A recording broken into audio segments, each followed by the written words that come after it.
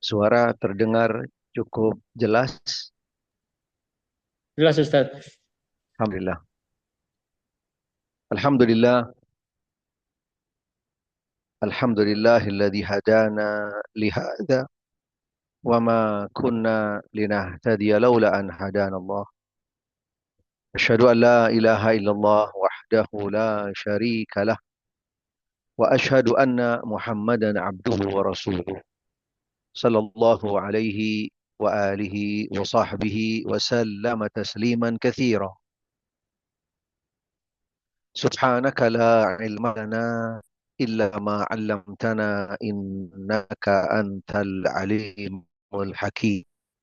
Rabbi shrah li sadri wa yassir li amri wahlul 'uqdatam min lisani yafqahu qawli. Allahumma rzuqni al-ikhlasa fil qawli wal amal fis sirri wal alam. Ma'asyiral muslimin, ikhwani fid din, azani Allah wa iyyakum, rahimani rahimakumullah. Jamaah ikhwan dari komunitas dokter yang mudah-mudahan senantiasa dirahmati oleh Allah Subhanahu wa taala. Alhamdulillah wa syukrulillah. Dengan izin dan takdirnya segala sesuatunya bisa berjalan dan terjadi. Pertemuan kita pada malam hari ini pastinya tidak terlepas dari ketentuan dan takdir Allah Subhanahu wa taala. Sehingga dengan takdir dan ketentuan ini mudah-mudahan Allah Subhanahu wa taala menjadikan takdir yang baik, ketentuan yang baik yang nantinya akan membawa maslahat, yang akan membawa manfaat, kebaikan buat kita semua di dunia dan juga di akhirat. Amin. Allahumma amin.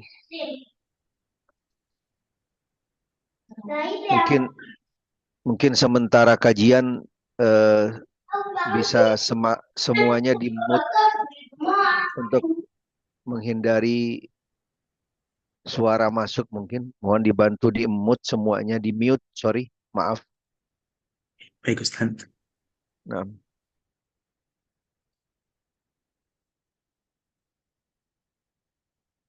Baik, jazakallahu khairan. Alhamdulillah wa syukrulillah. Ikhwani al-aizza rahimani rahimakumullah.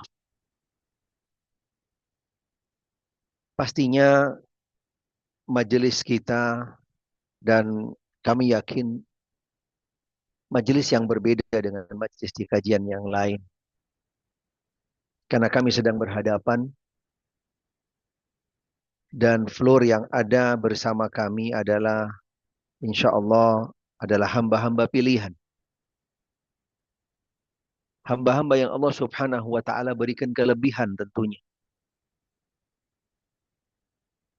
Karena komunitas ini termasuk komunitas yang mungkin boleh dikatakan yang sedikit dari komunitas-komunitas yang lain. Karena anugerah karunia dan dari Allah Subhanahu wa taala yang Allah taala telah berikan buat antum semua, mudah-mudahan dengan anugerah karunia tersebut bisa menjadi motivasi yang lebih, motivasi yang khusus untuk bisa menjadi implementasi syukur kepada Allah Subhanahu wa taala, yaitu dengan yang pertama adalah mengenal Allah Subhanahu wa taala. Sebagai tanda syukur kita kepada Allah Subhanahu wa taala,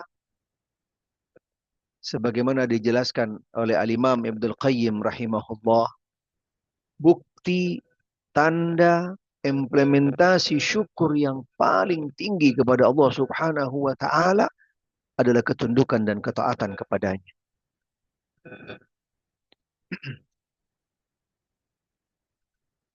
Karena ketika seseorang bisa sampai kepada titik puncak ini di dalam yaitu bersyukur kepada Allah Subhanahu wa taala, pastinya yaitu tahapan-tahapan yang lain dari syukur pastinya sudah dilalui.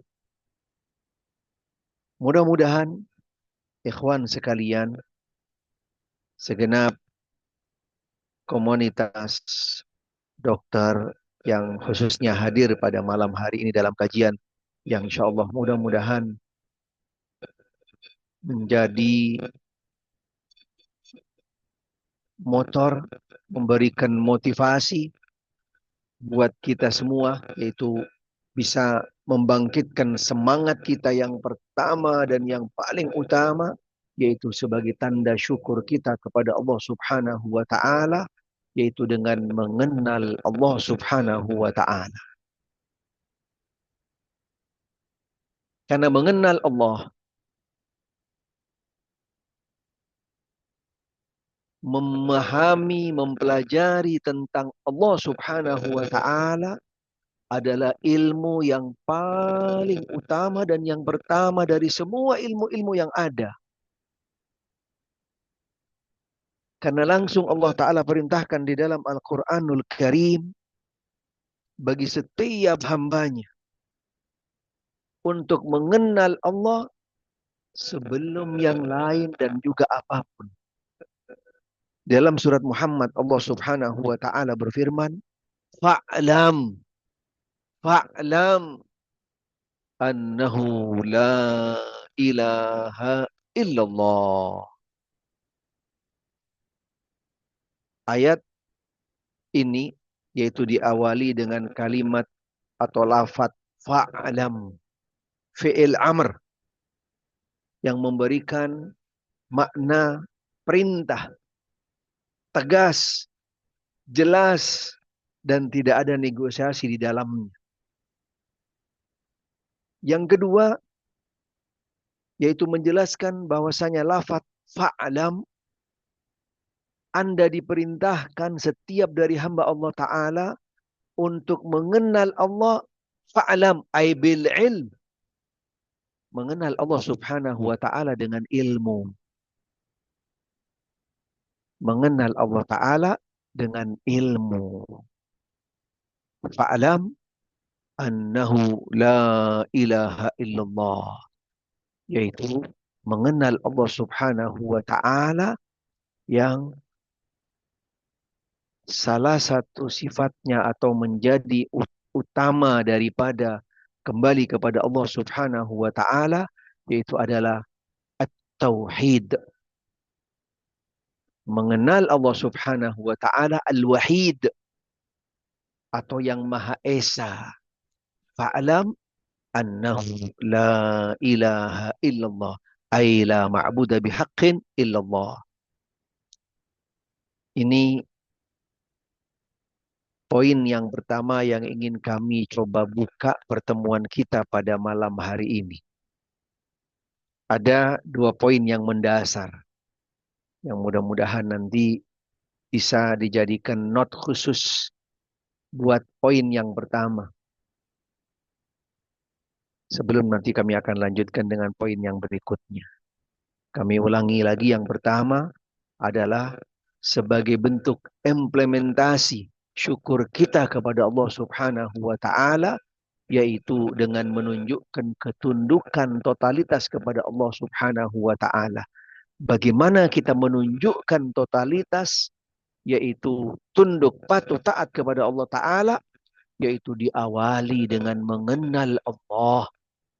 Mengenal Allah, karena dipastikan siapapun yang beribadah, yang melakukan, mengimplementasikan ketundukan, ketaatan kepada Allah sebagai manifestasi, yaitu syukur kepada Allah Ta'ala, tanpa mengenal Allah, pastinya akan berbeda bobotnya, value-nya, nilainya, dan seterusnya. Sehingga Allah Ta'ala perintahkan yang pertama, fa'alam annahu la ilaha illallah. Mengenal Allah. Dan targetnya itu adalah mentauhidkan Allah Ta'ala dan hanya beribadah kepada Allah Subhanahu wa Ta'ala. La ma'budu bihaq illallah. Nanti kita akan jelaskan tentang makna la ilaha illallah lebih jauh. Tapi ini poin yang pertama. Sebelum kami lanjutkan, dua poin ini bisa diterima atau ada yang mungkin masih perlu eh, diperjelas kembali. Silahkan. Sudah jelas insya Allah semuanya?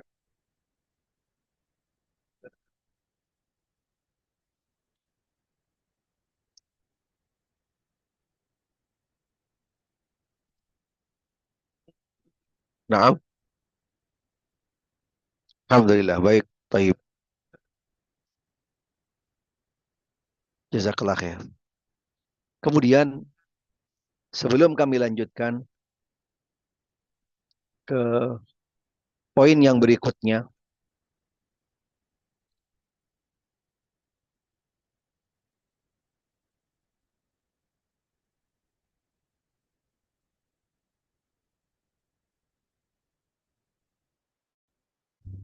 ada pertanyaan. Ada pertanyaan yang nanti mungkin yang bisa menjawab bisa dengan WA atau mungkin silahkan bisa menjawab langsung. Karena pertanyaan ini sekaligus nantinya nantinya akan menjadi klarifikasi, akan menjadi klasifikasi, maaf, akan menjadi klasifikasi tingkatan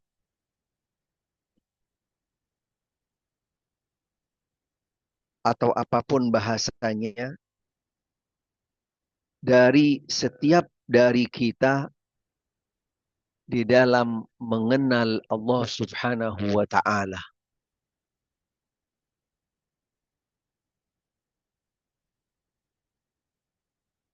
Sehingga kami perlu jawaban dari minimal mayoritas yang hadir pada malam hari ini nanti bisa memberikan jawabannya. Walaupun dengan singkat mungkin, baik dengan WhatsApp atau mungkin bisa langsung dengan audionya dengan suara. Falyatafaddal. Pertanyaannya,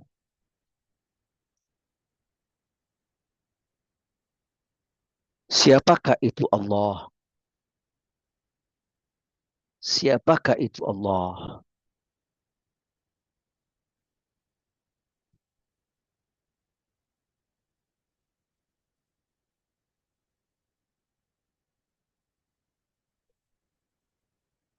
Silahkan.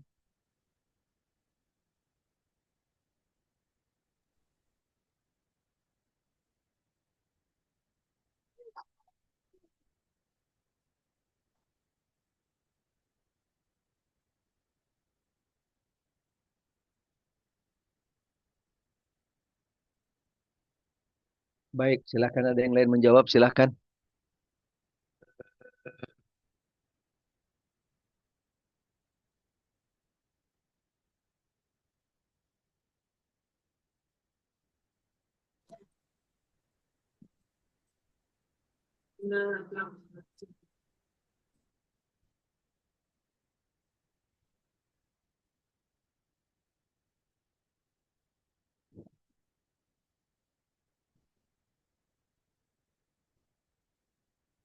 Jamil, Jamil, naam.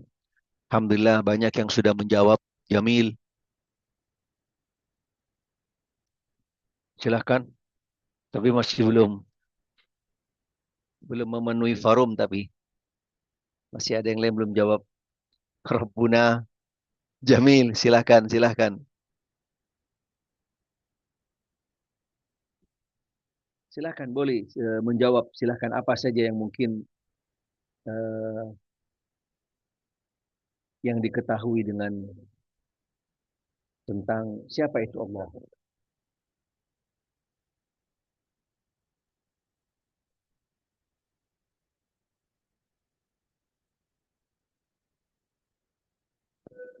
Sang pencipta, pengatur alam, raja, Baik, satu-satunya ilah yang berhak disembah. Jamil, jamil.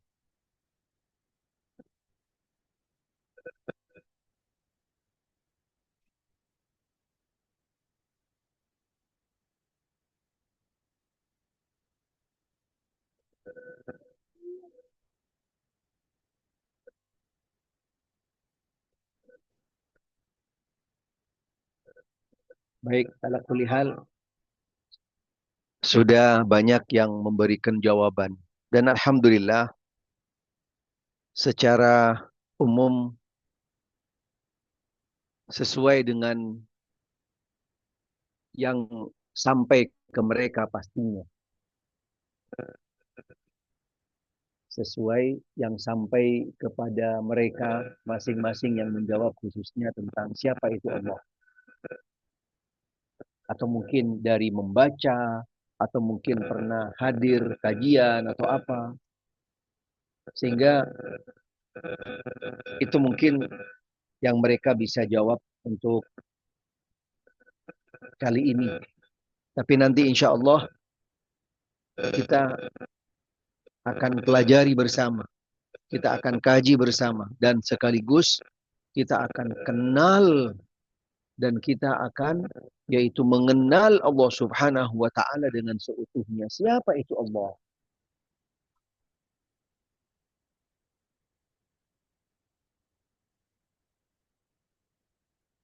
Sebenarnya jawabannya itu sangat mudah sekali. Sangat mudah sekali.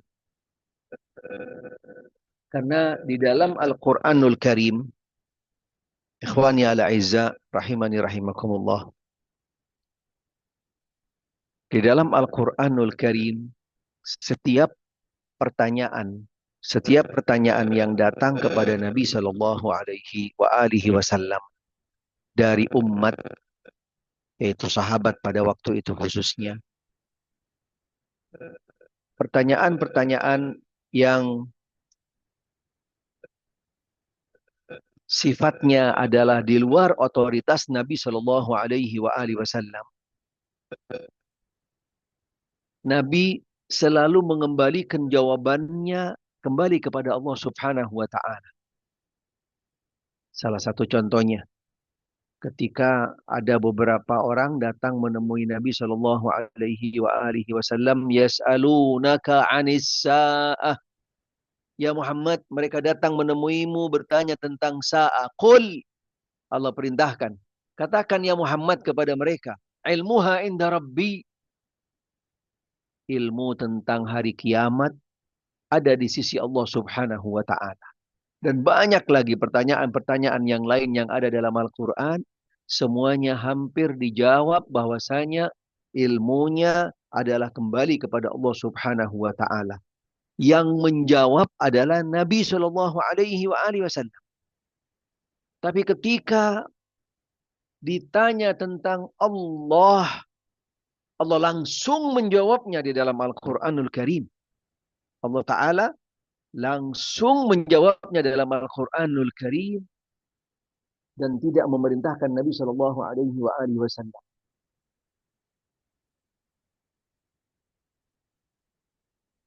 Ayat bahkan ada surat yang khusus yang menjelaskan tentang siapa itu Allah Subhanahu wa taala.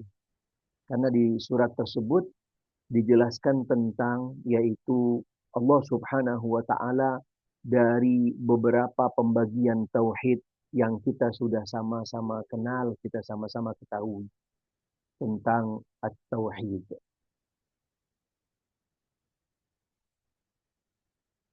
Surat apa gerangan? Coba. Ada yang tahu kira-kira? Kami sudah kasih clue-nya nih.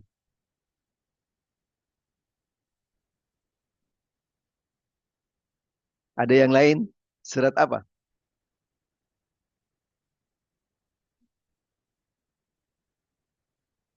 Ahsan, barakallahu fiik. Ini dia. Ini yang menjawab benar. Surat Al-Ikhlas. Qul huwallahu ahad. Qul huwallahu ahad. Di surat tersebutlah seorang hamba akan mengenal Allah Subhanahu wa taala yaitu dengan seutuhnya. Dengan seutuhnya. Sehingga ketika yaitu ada pertanyaan yang serupa ataupun mendekati atau juga yaitu tentang mengenal Allah Subhanahu wa taala, insyaallah di dalam surat Al-Ikhlas walaupun juga banyak di dalam ayat-ayat yang lain yang ada dalam Al-Qur'an yaitu menjelaskan tentang Allah Subhanahu wa taala. Barakallahu fiik yang menjawab tadi. Akh Azizi. Besta Abdul Besta A Azizi. Wallahu a'lam. Ini yang kami baca dari nama yang ada. Barakallahu fiik, Mubarak. Barakallahu fiik. Kami tadi lupa belum sempat berikan uh, janji hadiah. Biasanya kami selalu pakai hadiah biasa. Tapi ala kulli hal, insya Allah kami juga akan siapkan nanti, insya Allah. Kalau berkenan kami akan siapkan ada voucher nanti, ada voucher buat umroh. Diskon voucher berangkat umroh insya Allah bersama kami insya Allah. Ada diskon insya Allah. Kalau berkenan nanti bisa hubungin kami dan insya Allah nanti kami bisa follow up untuk nanti bisa berangkat umroh bersama kami insya Allah. Baik.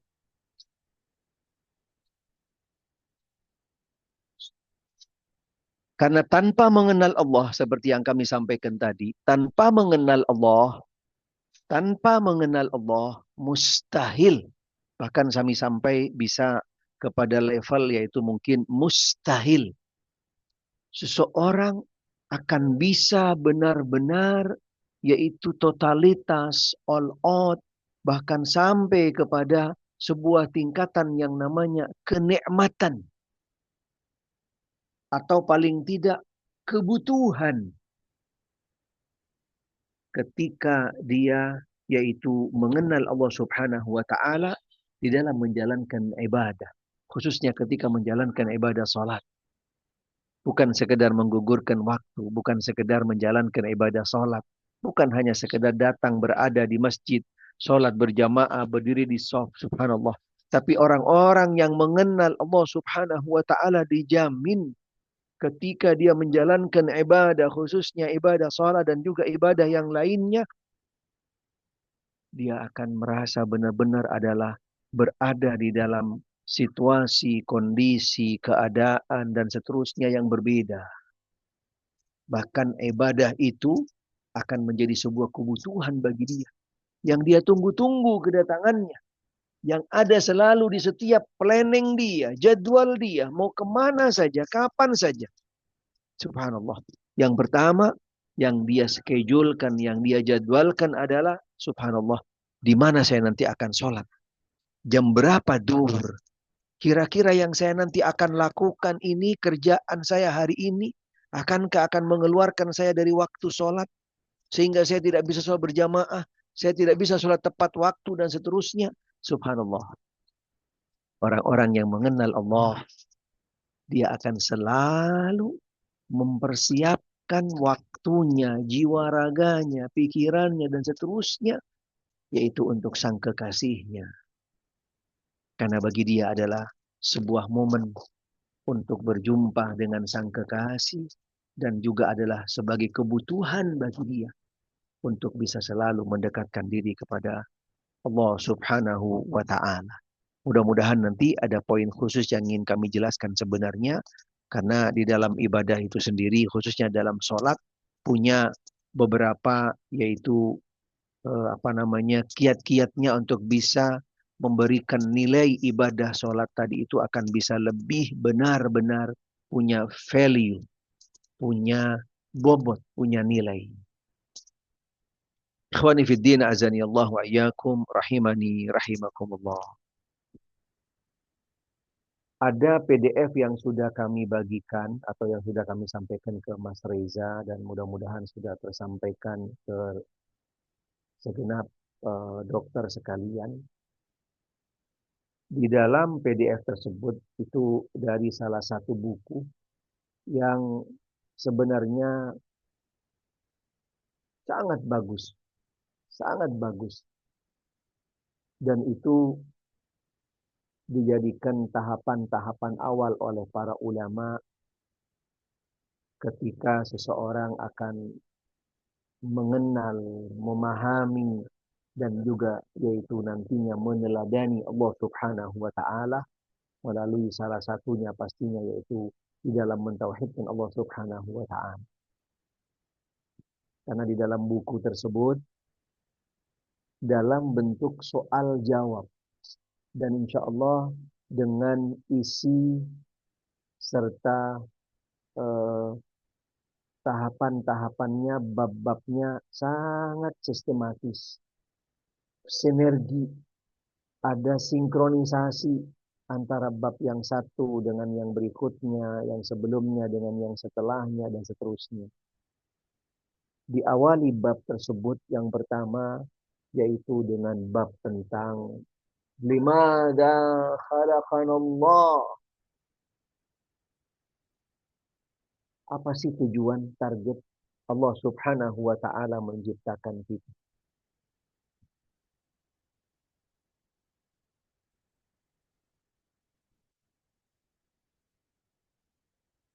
Itu soal yang pertama. Limada khalaqanallah azza wa jalla. Apa sih tujuan target Allah Subhanahu wa taala menciptakan kita semua?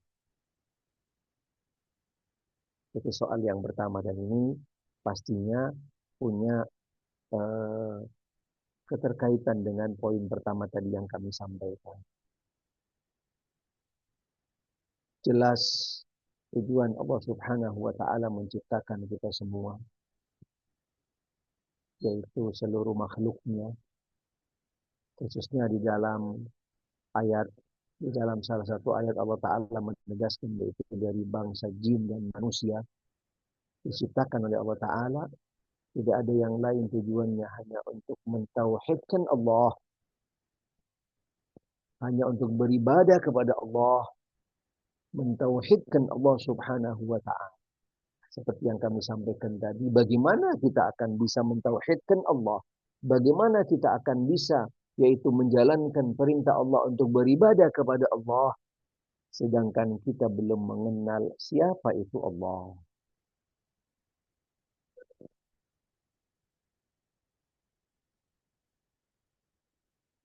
Ini menjadi sebuah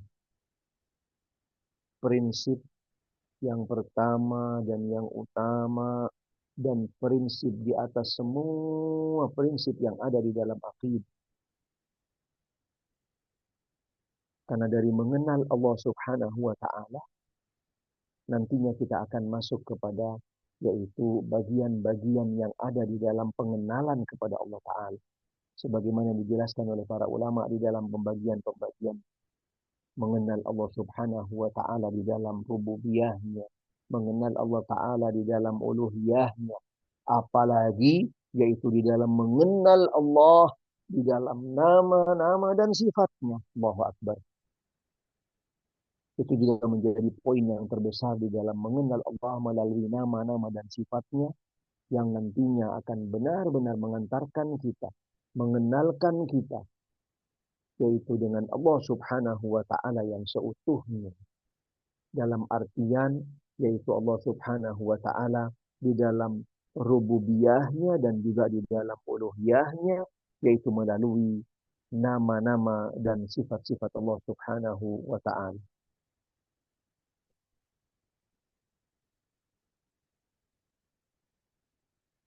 Ikhwani al-a'izza rahimani rahimakumullah. Di dalam mengenal Allah Subhanahu wa taala yaitu dengan melalui tadi sebuah pertanyaan di antaranya mengapa Allah Subhanahu wa taala menciptakan kita? Apa tujuannya? Apa targetnya? Allah Subhanahu wa taala menciptakan kita, manusia khususnya. Tidak ada yang lain hanya untuk beribadah kepada Allah taala. Sebagaimana firman-Nya di dalam Al-Qur'anul Karim, "Wa ma khalaqtul jinna wal insa illa liya'budun." Tidaklah aku menciptakan jin dan manusia kecuali hanya untuk beribadah kepada Allah Subhanahu wa taala. Disinilah dari ayat ini dan juga beberapa ayat yang lain dan juga khususnya di dalam lafaz yang menjelaskan tentang ibadah tadi, illa liya'budun, juga akan memberikan yaitu beberapa makna makna yang sangat luas, dalam, dan sekaligus yaitu makna yang universal, komprehensif di dalam lafaz yang terakhir yang Allah Subhanahu wa taala firmankan, yaitu illa wa ma khalaqtul jinna wal insa illa liya'budun. Karena dari lafaz ini akan memberikan persepsi yang pertama, bagaimana kita beribadah, dan yang kedua, ibadah yang bagaimana, ibadah yang mana atau yang bagaimana. Seperti yang kami sampaikan tadi, kita poin yang paling pertama dan yang utama yaitu bagaimana kita akan beribadah sedangkan kita belum mengenal Allah Subhanahu wa taala.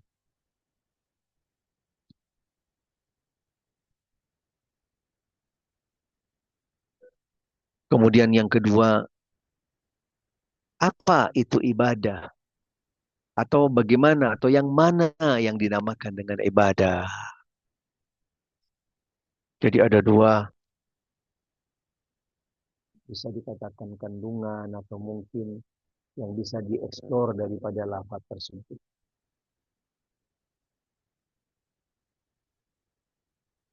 Bagaimana kita beribadah dan juga ibadah yang mana atau yang mana yang dikategorikan dengan al-ibadah. Ini juga dijelaskan di dalam kitab tersebut dan nanti insya Allah bisa dibaca, bisa dipahami dan insya Allah sangat mudah sekali. Bahasanya, penjelasannya, insya Allah sangat mudah dan insya Allah mudah dicerna. Apalagi kami yakin komunitas kita, komunitas yang pastinya yaitu berbedalah dengan komunitas-komunitas yang lain di dalam memahami, mencerna, dan juga menalar dan seterusnya. Insya Allah dengan sedikit demi sedikit, kemudian bertahap dan juga kemudian diulangi, dibaca kembali, insya Allah akan mudah sekali dipahami. Ikhwani fid din, azani Allah wa iyyakum, rahimani rahimakumullah. Ada pertanyaan mungkin tentang kitab atau buku yang kita pelajari pada malam hari ini. Ada yang sudah pernah membaca, pernah sudah mempelajarinya atau mungkin pernah ikut kajian atau mungkin daurah? Silakan. Ada yang pernah ikut? Ada pernah mungkin pernah baca dan seterusnya?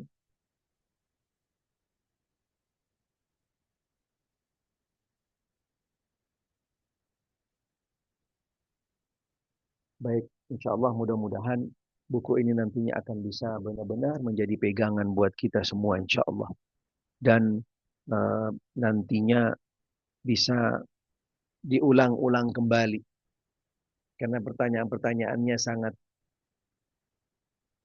simple, gitu kan? Simple, pendek, tidak panjang, dan jawabannya pun juga mengena sesuai dengan pertanyaan. Sehingga mudah sekali dicerna insya Allah.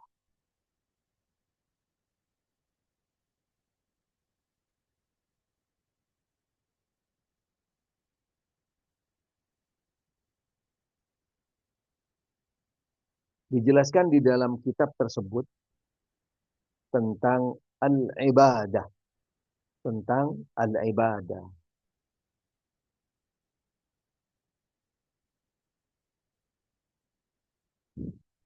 Di sini dijelaskan definisi ibadah secara istilah. Tetapi ada yang kira-kira bisa membantu apa definisi ibadah secara bahasa?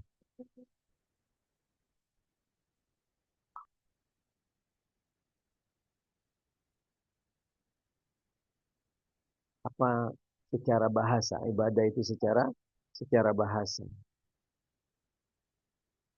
Waktunya nggak lama, karena gampang untuk browsing sebenarnya. Jadi makanya nggak lama-lama. Kalau udah nggak ada yang jawab, nggak dapat hadiah berarti. Pas sudah lewat. Karena kalau lama-lama, kadang-kadang sumbernya gampang sekali kita bisa dapat, gitu kan? Baik, kalimat al-ibadah di dalam bahasa adalah bermakna al-khudu'u wal-inqiyad. Atau bisa dimakna tadi yaitu sebuah ketundukan, ketaatan.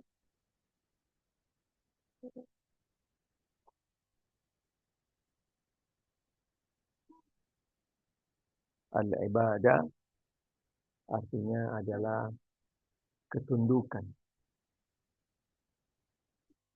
secara bahasa, tapi secara istilah, khususnya yang dijelaskan oleh para ulama al-aqidah dan juga beberapa ulama yang lainnya yang memberikan definisi, yaitu tentang ibadah, bahwa ibadah itu memiliki definisi yang sangat komprehensif, sangat luas.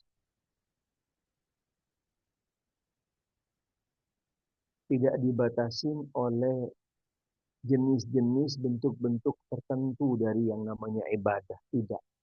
Tapi sifatnya adalah sangat universal. Sehingga di dalam bahasa Arabnya disebut ismun jami'. Sebuah kalimat yang sangat universal, yang mencakup seluruh aspek. Seluruh aspek. Aspek yang mana? Yang sifatnya adalah yang dilakukan oleh manusia. Baik dari dilakukan yaitu perkataan oleh lisannya, atau perbuatan oleh badannya, atau juga mungkin oleh yang lainnya yang bisa dilakukan oleh seorang manusia. Dan baik itu yang sifatnya nyata kelihatan atau tidak kelihatan,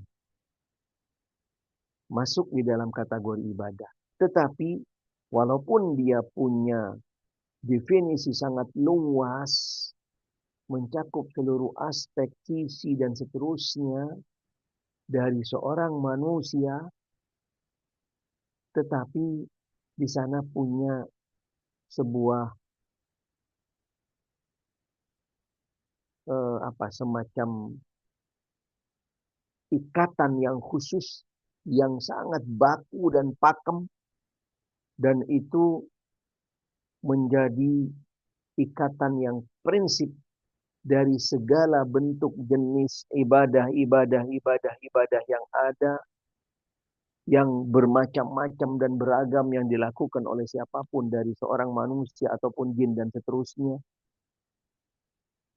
Selama ibadah tersebut yaitu mendapatkan cinta dan ridho dari Allah, bisa dikategorikan sebagai ibadah. Tapi ketika kriteria yang pakem, yang baku ini tidak ada di dalam ibadah tersebut, walaupun dilakukan oleh semua manusia, walaupun sudah berjalan dengan ribuan atau mungkin puluhan, ratusan atau mungkin lebih dari itu, ibadah tersebut dijalankan, ditegakkan, tapi tidak ada yaitu kriteria cinta dan ridho ilahi, tidak masuk di dalam definisi al-ibadah. Sebagian ada yang memberikan juga kategori ibadah itu ada dalam dua kategori. Ada yang mahdoh, ada yang sifatnya adalah spesifik, dibatasi oleh jenis, waktu, ukuran, dan juga oleh tempat dan seterusnya, yang dinamakan dengan ibadah mahdoh. Yang kedua adalah ibadah yang sifatnya adalah tadi yang universal, yang luas, yang komprehensif dan seterusnya, apapun bentuknya, jenisnya, kapan dilakukannya, oleh siapa saja, dan seterusnya. Tetapi selama di dalamnya, yaitu ada cinta dan ridha Allah Ta'ala, baru bisa dikategorikan sebagai ibadah.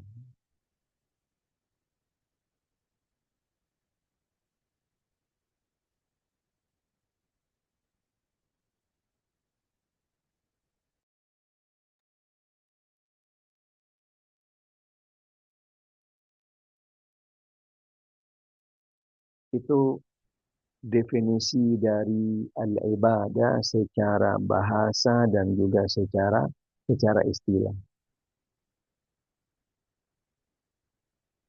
Contoh-contohnya banyak sekali sebenarnya. Ibadah yang dilakukan oleh lisan misalnya. Oleh anggota badan seperti lisan, seperti berzikir, kemudian zikir dengan segala macam bentuk zikir yang ada, baik yang mutlak ataupun muqayyad, atau juga dengan dilakukan oleh anggota badan.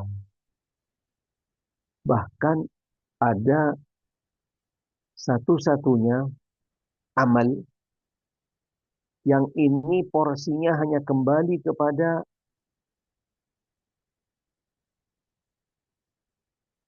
salah satu organ yang ada pada tubuh manusia. Dan ini tidak bisa dilakukan oleh apa saja. Dan juga tidak bisa terlepas. Harus dilakukan. Harus dijalankan. Walaupun dia punya spesifik, yaitu sangat terbatas. Sangat terbatas. Amal ini, ibadah ini adalah ibadahnya hati. Apa amal tersebut namanya? Yang dinamakan dengan amalnya hati.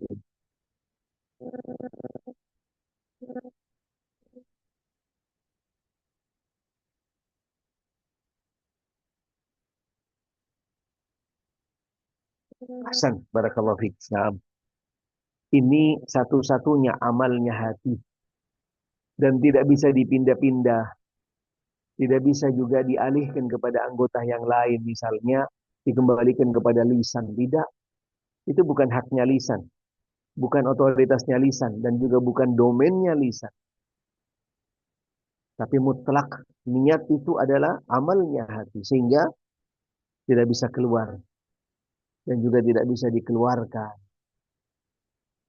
Karena semakin seseorang itu menyembunyikan niatnya, menutupinya, mengemasnya dengan rapi, dan juga dengan penuh kiat-kiat dan seterusnya, subhanallah, amal tersebut dia akan semakin bernilai dan berharga.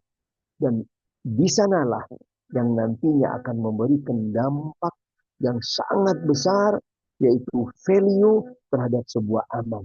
Kembali kepada niat seseorang. Kembali kepada niat seseorang. Karena pastinya di dalam beramal tidak mungkin. Tidak mungkin tanpa niat. Innamal a'malu bin niat. Innamal a'malu bin niat. Sehingga di dalam amal yang berkaitan dengan niat, hendaknya kita bisa benar-benar, yaitu menjaganya, mengemasnya, mengikuti arahan-arahan dan bimbingan, panduan-panduan yang datang di dalam Al-Quran dan As-Sunnah. Bagaimana seseorang yaitu agar bisa menempatkan, memposisikan niatnya. Kapan, di mana, dan bagaimana. Sehingga ketika seseorang ada sebuah amalan-amalan, keinginan-keinginan tertentu, hajat dan seterusnya, hendaknya dia bisa memposisikannya, yang tahu hanyalah dia dengan Allah Subhanahu wa Ta'ala. Jangan rame-rame, belum apa-apa udah cerita duluan, gitu kan? Belum apa-apa udah cerita duluan, cerita sana sini dan seterusnya. Subhanallah, atau seperti zaman sekarang yang nampaknya agak lebih apa sudah modern gitu kan. Belum apa-apa udah ganti profilnya, DP-nya diganti. Subhanallah. ini, itu, dan seterusnya. Subhanallah. Pastinya akan mengurangi nilai, akan mengurangi bobot dari amal seseorang, dari amal seseorang. Sehingga amal yang memang otoritasnya satu-satunya miliknya hati, dan itu adalah benar-benar sangat berat karena sekaligus dia akan memberikan dampak impact yang sangat signifikan terhadap amal seseorang, ibadah seseorang, bahkan bisa sampai kepada yang namanya yaitu karakter orang itu sendiri, atau bahkan sampai kepada dampak impactnya kepada fisik manusia itu sendiri. Subhanallah. Ketika seseorang bisa benar-benar memposisikannya, yaitu niat tadi sebagai amalnya hati, dan dia mengemasnya dengan tepat dan benar. Karena ini juga bisa masuk di dalam poin-poin yang lain, tidak terbatas di dalam ibadah saja. Yang kita lakukan pun pastinya di sana harus kita bisa memposisikannya atau meniatkannya, yaitu dengan tepat dan benar. Niat ikhlas karena Allah, berharap wajah Allah, berharap ridho Allah, serta juga pahalanya.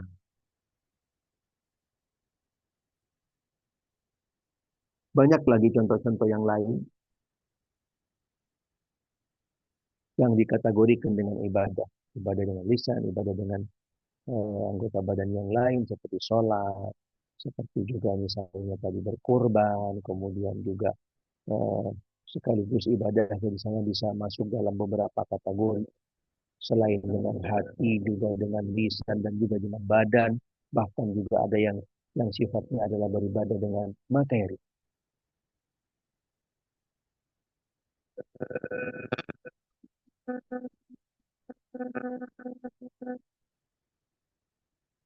Itu yang berkaitan dengan al-ibadah mungkin sekilas atau mungkin apa namanya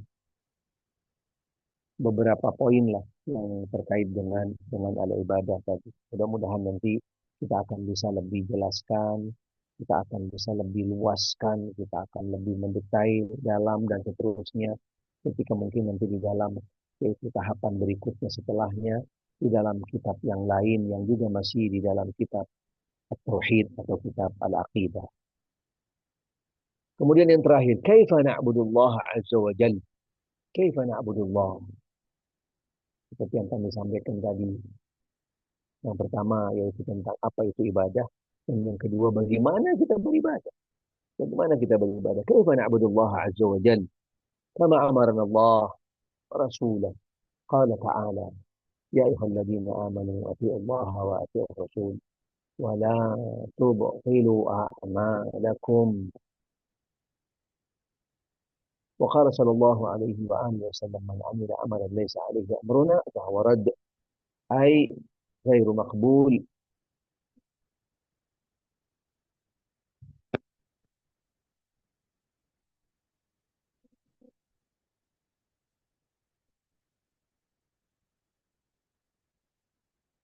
Pertanyaan yang berikutnya yaitu yang berkaitan masih juga di dalam ibadah. Bagaimana kita beribadah kepada Allah Subhanahu wa taala?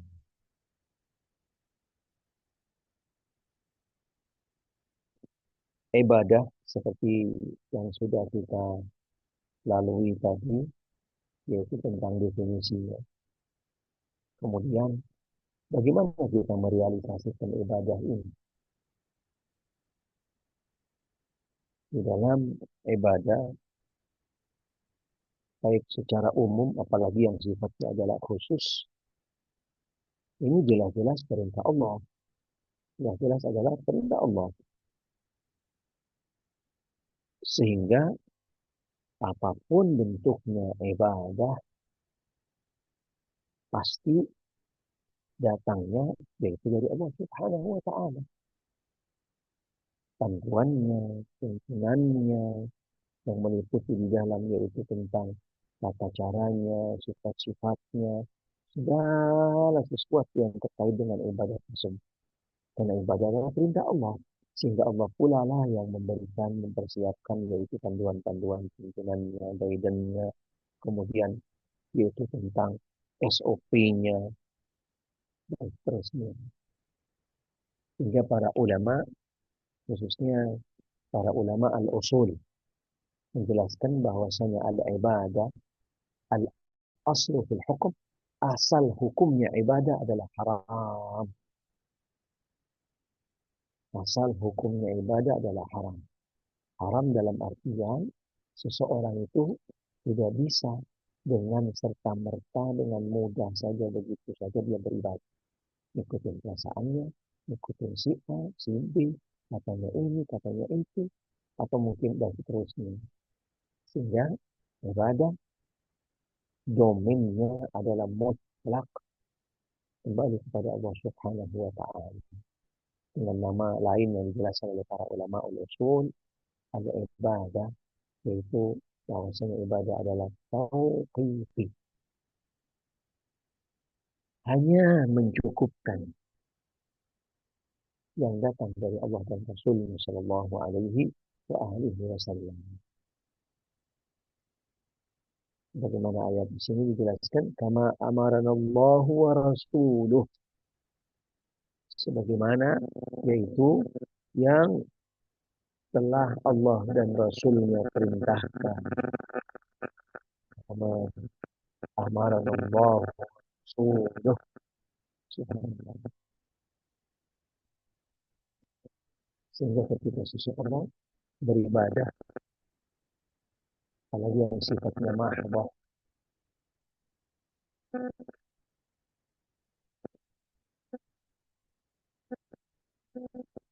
pastinya dia harus kembali kepada panduan, tuntunan yang datang dari Allah dan Rasulnya, yang sumbernya wahyu.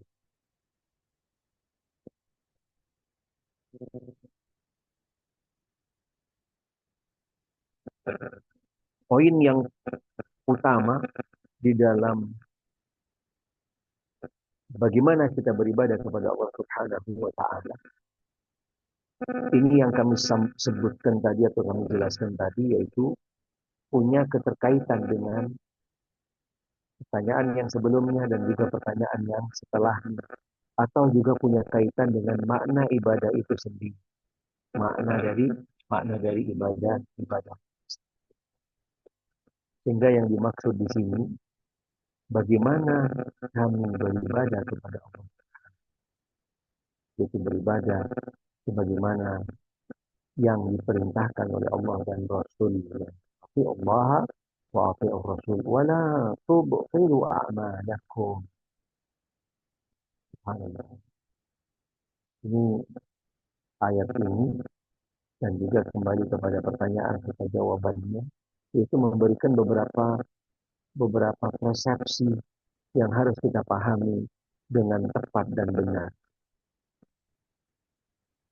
Yang pertama, bahwasanya ibadah itu kembali kepada Allah Subhanahu wa taala, hanya kembali. Sumbernya datangnya dari Allah Ta'ala, yang dinamakan dengan tauhid, dengan tauhid. Dan yang kedua, yaitu kita beribadah kepada Allah Subhanahu wa taala hanya yang diperintahkan oleh Allah dan Rasulnya. Di dalam makna yang lain, bahwasanya ibadah itu dilakukan, ditegakkan dengan niat di dalam hati, dan ibadahnya dilakukannya tidak keluar dari tuntunan Allah dan Rasulnya. Tidak keluar dari tuntunan panduan yang datang dari Allah dan Rasulnya. Apa sebabnya? Karena di dalam prinsip yang utama di dalam al-ibadah, yaitu bagaimana seseorang menjalankan ibadahnya dengan penuh ikhlas. Dan makna ikhlas di sini adalah jelas. Maknanya adalah mentauhidkan Allah. Mentauhidkan dalam artian yaitu mengenal Allah dengan seutuhnya, kemudian dia beribadah hanya kembali kepada Allah Subhanahu wa taala, dan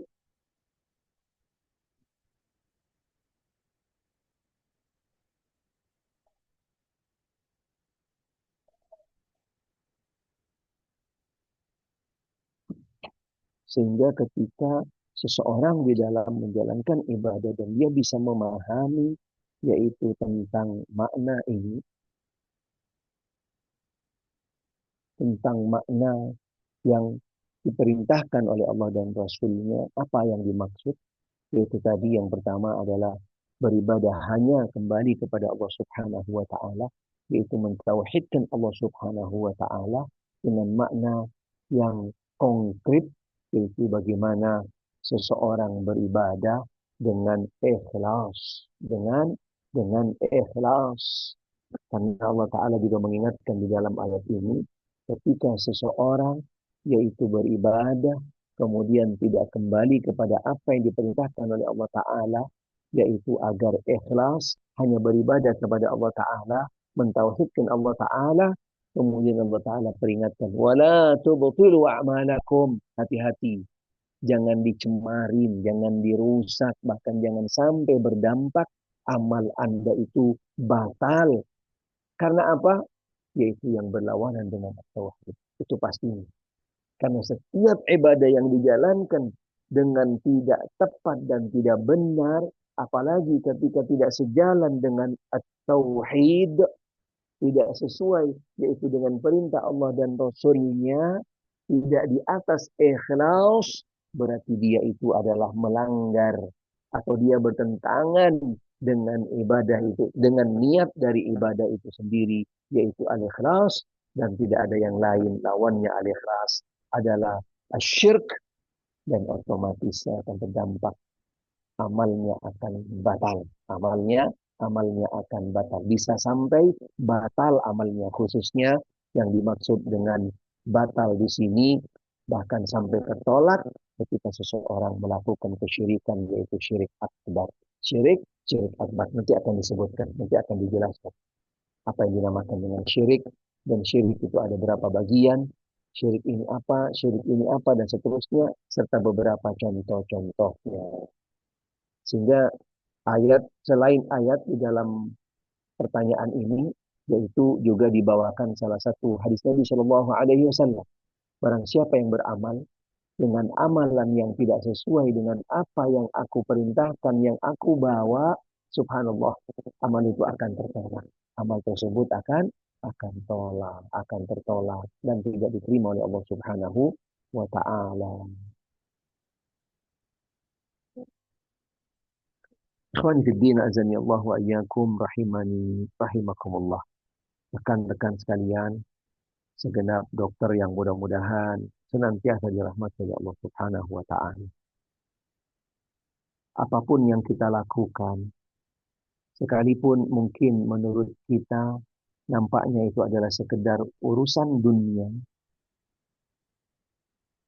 walaupun tadi yaitu menurut kita hanya sekedar dunia, padahal sebenarnya ketika kita bisa yaitu menjadikan amal tersebut yang menurut kacamata kita adalah mungkin kecil, rendah, atau biasa-biasa saja, atau hanya sekedar urusan dunia, tapi ketika kita tepat di dalam memposisikan niatnya, dan kita niatkan dari setiap yang kita lakukan adalah ikhlas karena Allah Ta'ala, dan untuk beribadah hanya kepada Allah Ta'ala, dan juga untuk yaitu memberikan semangat, kekuatan, dan seterusnya, yaitu untuk di jalan ibadah kepada Allah Ta'ala, yang awalnya hanya sekedar biasa-biasa menjadi luar biasa. Yang awalnya yaitu hanya apa namanya, sesuatu yang mungkin ringan, remeh, tapi dengan niat kita yang tepat, yang ikhlas, subhanallah, akan menjadi sesuatu yang punya bobot dan bernilai di sisi Allah Subhanahu wa taala. Apalagi dia akan yaitu mendorong seseorang untuk bisa semakin semangat di dalam beribadah.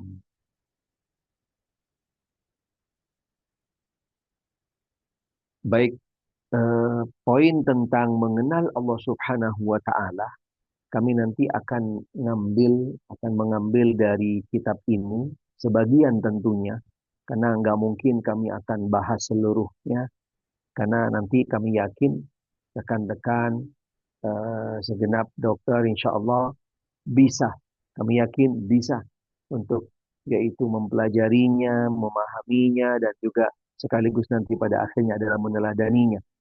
Dan juga akan sampai nanti kepada titik yang mana mengenal Allah Subhanahu wa Ta'ala dengan tepat dan benar dan seutuhnya insya Allah. Minimal salah satunya yaitu melalui PDF ini atau melalui kitab ini insya Allah.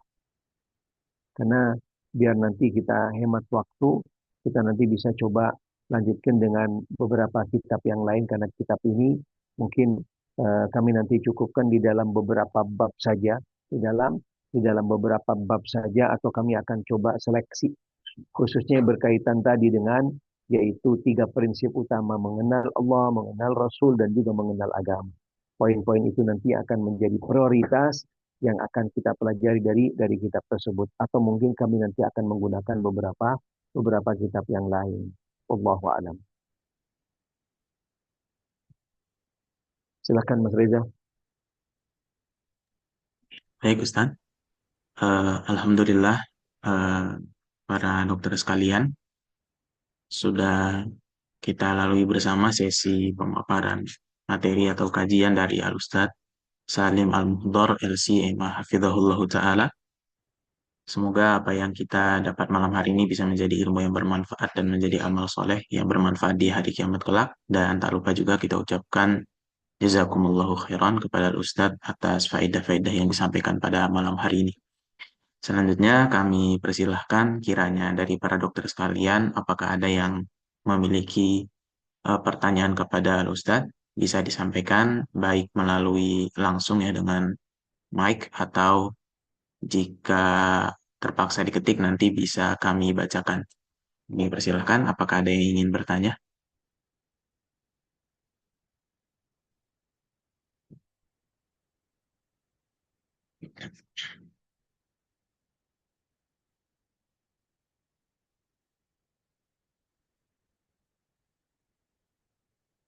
Baik, kiranya tidak ada yang bertanya, apakah sudah jelas untuk malam hari ini? Bisa kita lanjutkan?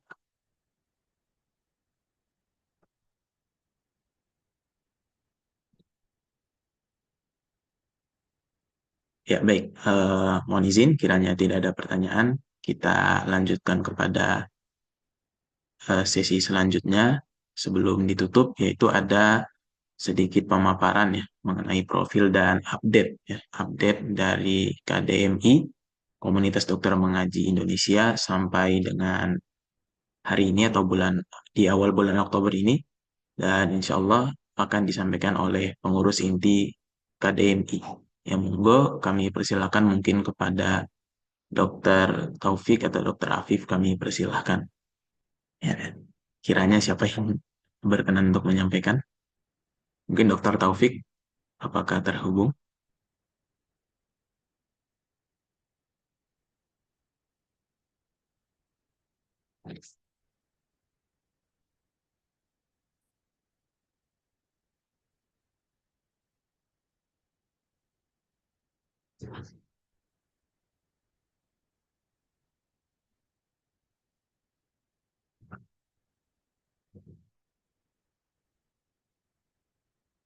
Baik, mohon izin. Mungkin Dokter Afif ada yang mau disampaikan?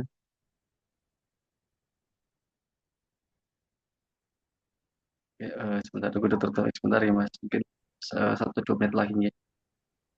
Iya, ya mohon izin kepada para dokter sekalian, mungkin bisa ditunggu terlebih dahulu.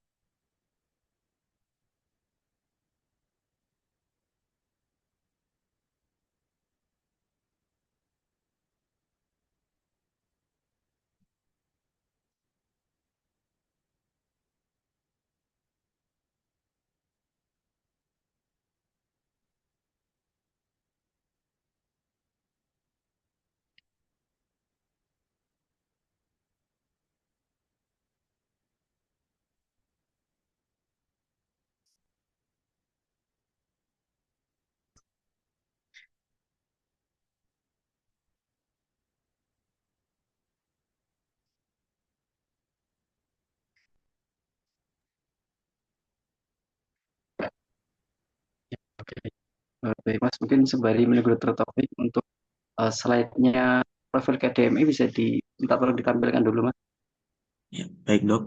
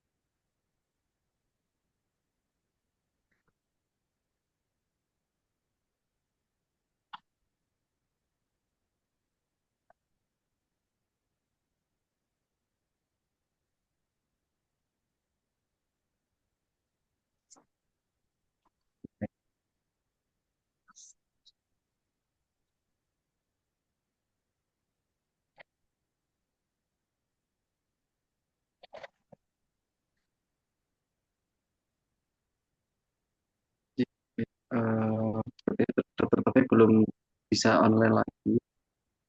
Baik, Bismillahirrahmanirrahim. Assalamualaikum warahmatullahi wabarakatuh.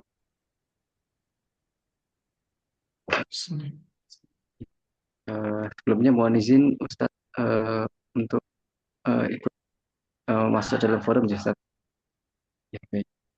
Alhamdulillahirabbil alamin wassalatu wassalamu ala rasulillah wa ala alihi wa sahbihi wa mawala wa asyhadu an la ilaha illallah wahdahu la syarika lah wa asyhadu anna Muhammadan abduhu wa rasuluh. Eh, Baik, alhamdulillah yang kami hormati Ustadz Salim Mukhtar, yang kami hormati para dokter sekalian. Mohon izin pada malam hari ini saya Afif untuk mungkin menjelaskan kembali ya atau menyampaikan kembali terkait dengan komunitas kita. Alhamdulillah komunitas dokter mengaji Indonesia ini eh, telah di launching ya beberapa bulan yang lalu pada bulan Agustus tahun kemarin, maaf tahun ini. Dan ini mungkin untuk sebagai reminder bagi kita semua terkait dengan apa itu KDMI, di mana nanti semoga kita bisa lebih memahami profil dari KDMI dan juga nantinya juga ikut berpartisipasi dan mungkin memberikan masukan dan bersama-sama bekerja ya untuk mencapai tujuan-tujuan dari KDMI yang insya Allah baik ini. Sebelumnya mohon izin saya sebagai salah satu pengurus di KDMI mewakili Dr. Taufik yang sepertinya berhalangan untuk melanjutkan join Zoom. Oke, baik, minta tolong ya dari latar belakang dulu Mas Reza. Jadi sekilas mohon dokter sekalian, jadi terkait dengan KDMI ini memang dilatar belakangi yang pertama adalah potensi seorang dokter muslim yang ya pada kenyataannya kita tahu bahwa kalangan masyarakat kita ini memandang profesi kesehatan baik itu dokter, dokter gigi, kemudian juga perawat dan lain-lain sebagai profesi yang mulia. Nah, sehingga ini merupakan suatu potensi yang semestinya bisa kita manfaatkan untuk beramal soleh. Dan kemudian memang di sisi lain kita juga tahu bahwa profesi dokter itu sendiri termasuk profesi yang eh, rentan terdapat banyak fitnah, baik itu fitnah syahwat maupun juga mungkin juga tidak kalah berbahaya adalah fitnah syubhat. Nah, dan juga termasuk eh, problematika yang kita alami dalam komunitas dokter ini yang biasanya juga merupakan problem yang spesifik. Sehingga kita perlu adanya suatu komunitas ya sebagai suatu ya tempat untuk saling mengingatkan, saling sharing dan lain-lain untuk mencapai tujuan tersebut.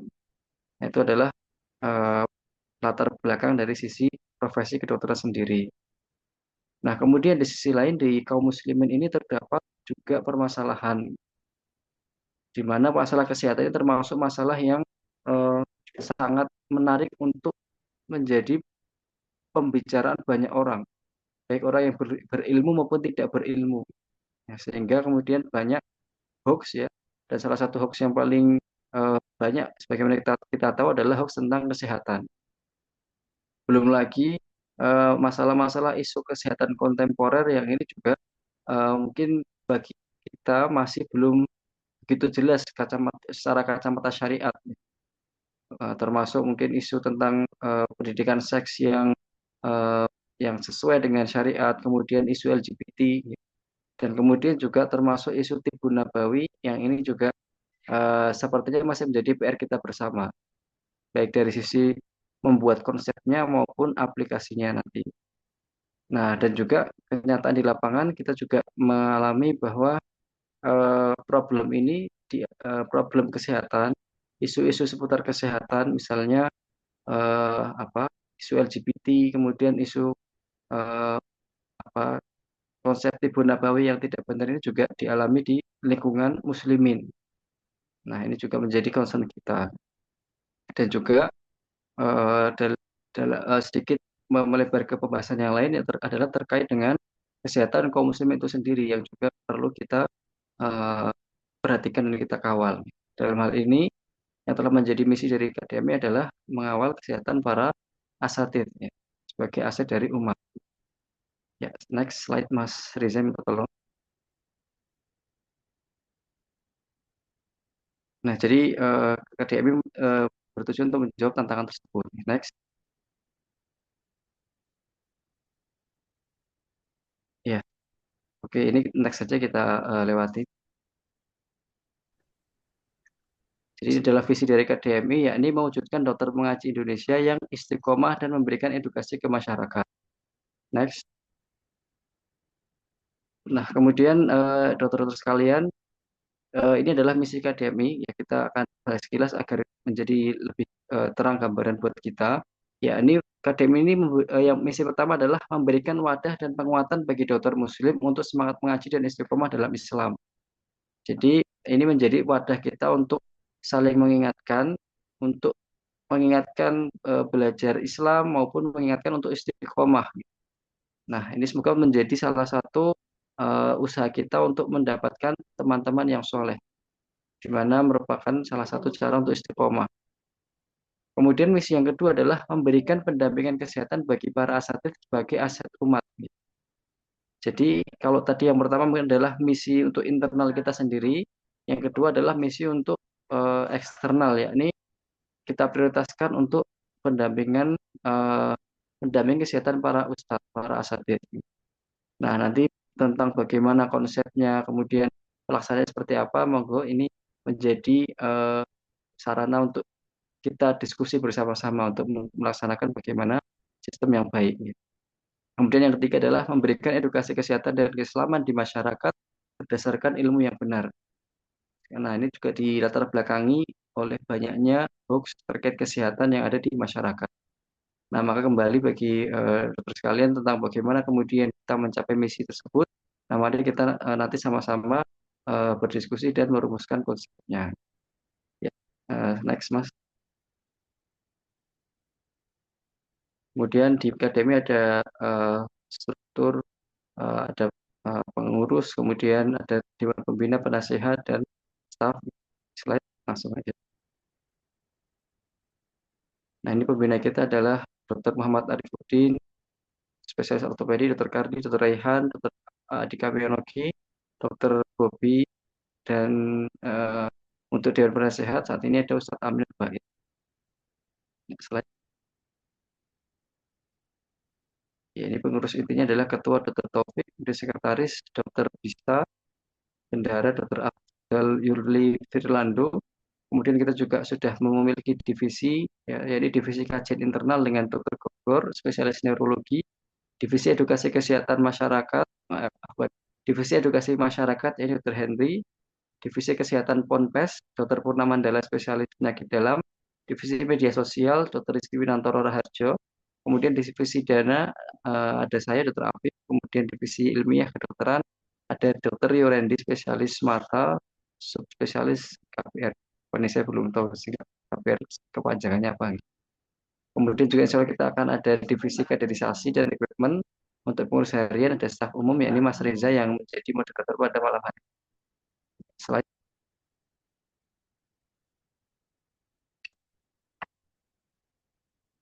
Oke, slide. Baik, program kerja KDMI tadi mungkin kita akan apa memberikan gambaran yang lebih real. Yang pertama adalah kajian. Ini merupakan hal yang penting bagi internal kita ya, untuk agar bisa istiqomah ya.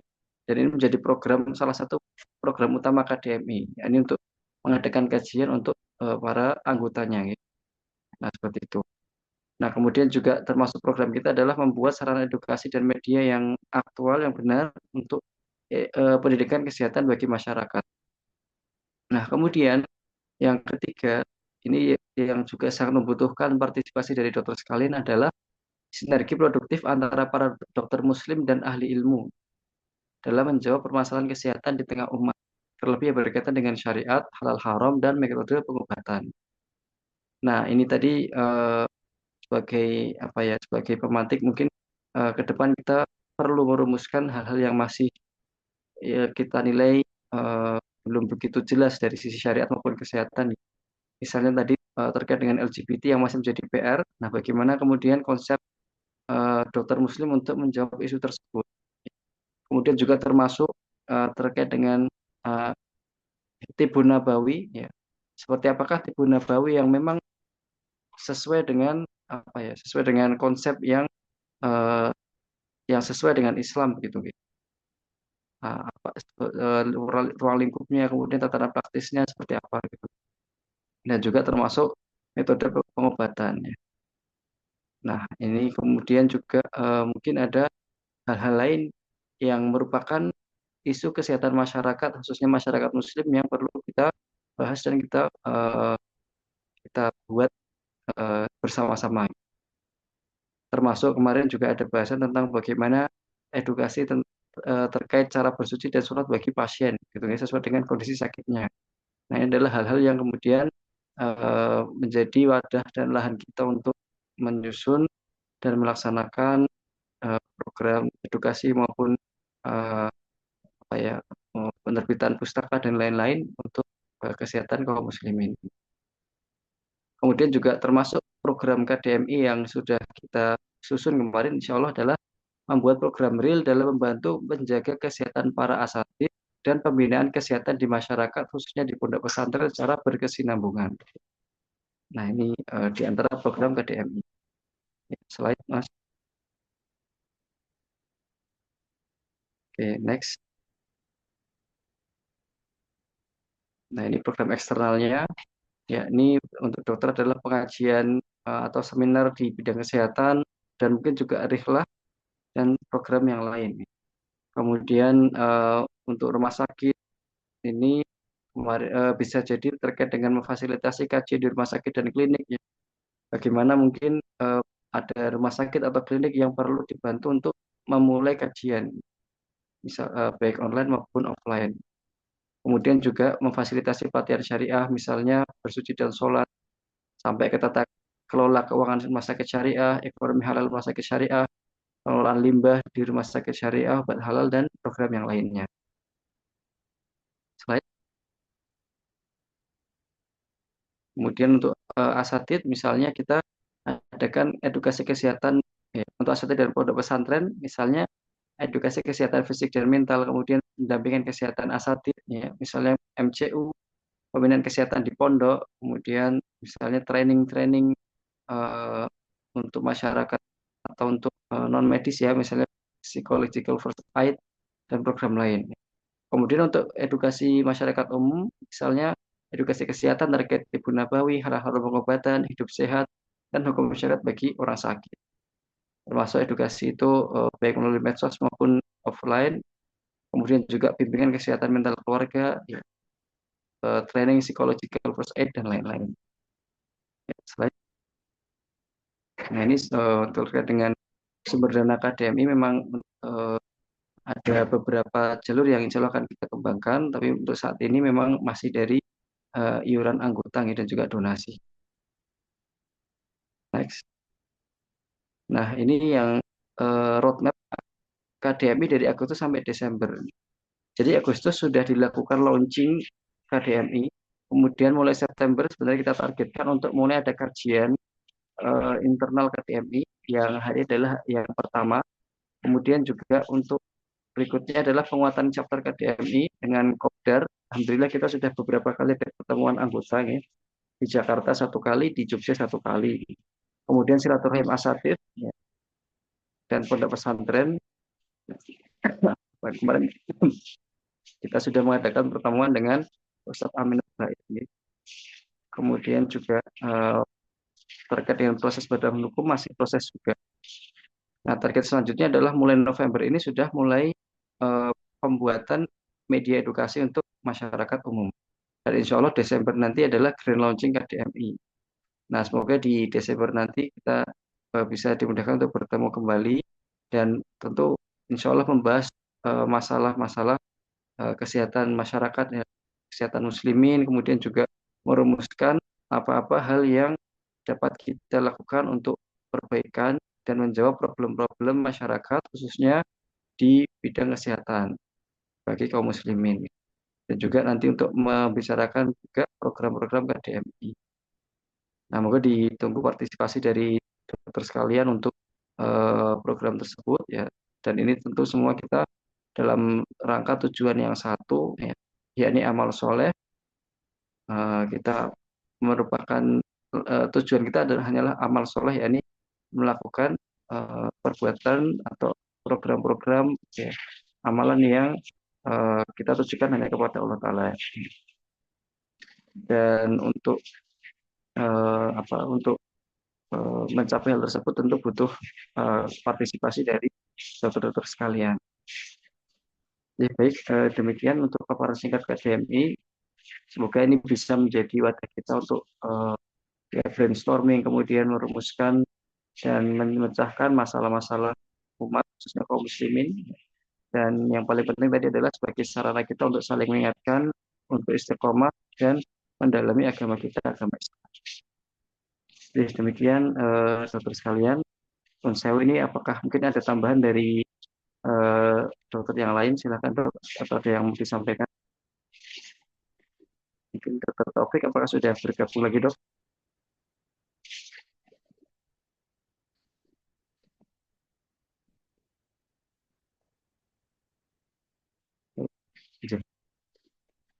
Kalau tidak ada mungkin saya kembalikan ke Mas Riza, Mas.